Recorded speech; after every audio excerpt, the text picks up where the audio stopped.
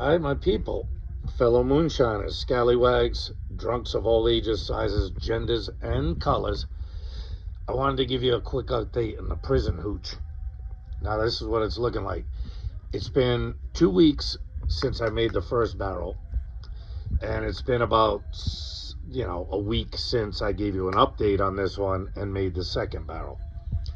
Now, as you can see, whenever you see a fruit floating on top like this instead of sunk to the bottom, you know a ferment's going on. That carbon dioxide is pushing all that fruit up to the top. You can see it with this one, not so much. I'm going to try not to get the light. I've got a light behind it so you can see the liquid, but they both look the same. All the fruits loaded up on top. It's all floating. If you take, I don't know if you can see it. I don't know if it'll focus, but you should be able to see bubbles popping in and through this. Sometimes it's a little more active than it normally is. But anyway, you can tell. Now, of course, you've got to keep pushing the cap down. Now you can see, you see that foam? That is the release of carbon dioxide from below the cap. That fruit cap will choke off that carbon dioxide. Now the one I'm stirring now is the first one I made. So this is about 2 weeks old and it's still fermenting. Now, for any of you scallywags who know anything about distilling, usually a solid ferment is over in a week if you add yeast. Of course, these have no yeast added to them. These are just organic blueberries, organic raisins, sugar, and a tiny bit of liquid so that you're able to stir it around. Now it's broken down, all of this, all of the berries and stuff, all that sugar broke it down to the point where you can see how much juice is at the bottom. The fruit's up top. I'll stir this one in a second, but I mean, you can see how much carbon dioxide is getting released. So this shit is just fermenting like no tomorrow, and it's a long ferment. You know what I mean? This stuff, oh, I'm spilling it. This is why, people, you need to keep a bag and stuff below it. If I'd have put that on my carpet, even though it's not beautiful, would be purple at this point. And so always be careful when you're dealing, especially with these blackberries. These things have got some serious stain going on in them. But you can see how much carbon dioxide is being released even after 2 weeks. This is the one that's been going for 2 weeks. Look at how much it's still fermenting. It's almost unbelievable. And of course, we'll pop the cap on this one. You can expect much the same result. You get it stirred around. Get it moving around in there. Now make sure you keep a pan around to put your thing in, or you're going to stain everything as well. But you can see the amount of carbon dioxide that these are letting off. They're just popping. You know what I mean? I can't explain it. I've never done anything like this before. Thank God I used my crappy towel that nobody cares about. So the update is that this, what I like to call prison hooch as a joke, is really just a slow ferment fortified wine is what I'd like to call it. You can look back on the videos, you can see how it's done. You can do this with any fruit, if whatever fruit's in season, apples, strawberries, peaches, you name it. As long as they're organic and they don't have any pesticides on them or something that's going to kill the yeast, it'll probably work fine. And what you can use to get the natural yeast popping it off is the organic raisins that I used. Because anything organic that hasn't been sprayed, pesticided, and, whatever else they, glyphosates, whatever they put on these friggin' fruit and stuff that we eat, as long as it doesn't have any of that, there's going to be natural yeast on organic fruits. So if you mix them together with enough sugar, you're going to pop off a fermentation. Now this is going to take a while.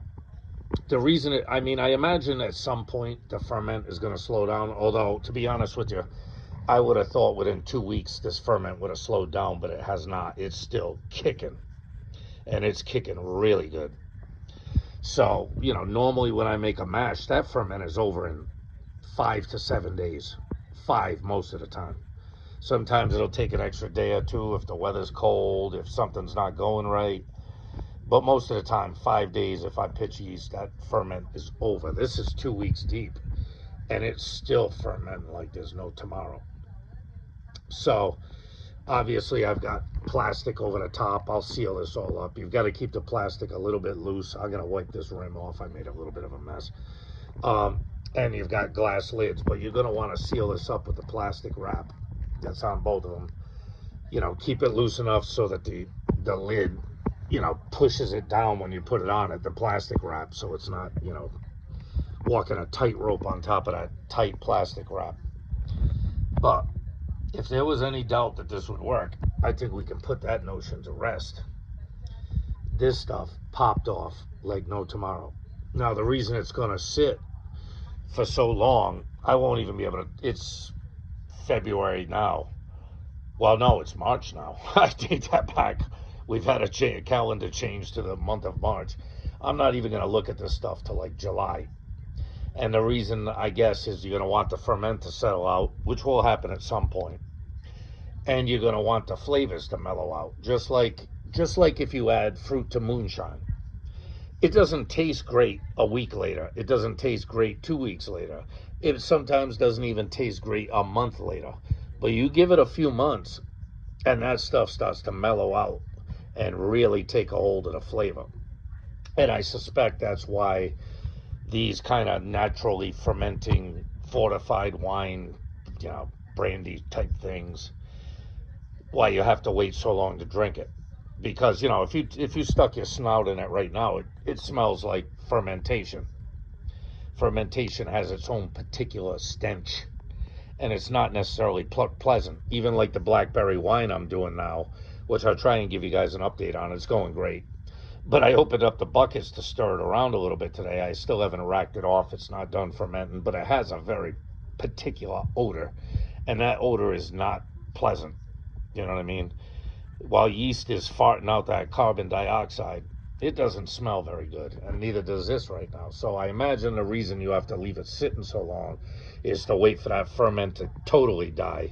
You know what I mean? For that yeast to kill itself off by being choked off by the alcohol, and then allowing that flavor to mellow, kind of like it does with a fruit shine. You know, the longer a fruit shine, or even just a straight shine, you might notice, you know, when you first pull your shine off of a still, yeah, it's a little bit sharp, a little bit jagged. You let it sit for 4 months, all of a sudden it's become a smooth, very drinkable product. And the same thing with fruit shine, and I imagine the same thing with this slow ferment, you know, fortified wine or whatever you're going to call this. I would suspect, since it's fermenting for this long, I'm going to see at least 30% alcohol out of this. I've got to. You know, if you watch the old videos, you see how much sugar I put in here, how much sugar is naturally in the fruit. It's probably going to be pretty strong, but it's not going to be distillation strong. I mean, I can distill a product up to like, I think the strongest I've ever distilled a product was about 178 proof. You know what I mean? So you're getting up there now. You're talking about, you know, almost 90% alcohol. But, you know, I'm not going to see this. You're only going to see 30% alcohol, maybe something around there in these slow ferment jugs. But they work. And it's shocking to me how well this is working. I figured I'd give it a try because I have so many berries. I saw, you know, some YouTube videos on the homesteaders and the farmers and how they'll make this, they'll do a distillation this way. Well, it's not a distillation, it's just a ferment. You know what I mean? So, but I was shocked. I did not think it would work this good, and I did not think it would ferment this long. You know what I mean? Like I said, you know, my normal ferments are 5 days. This thing's been kicking for 2 weeks, and it's still fermenting. So, I wanted to give you a quick update. I like this. I can't wait until maybe June, July, somewhere in there.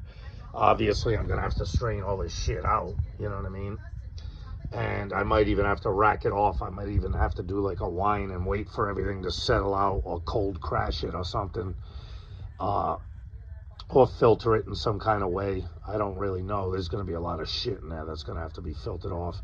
But from what they say, it's supposed to be pretty tasty.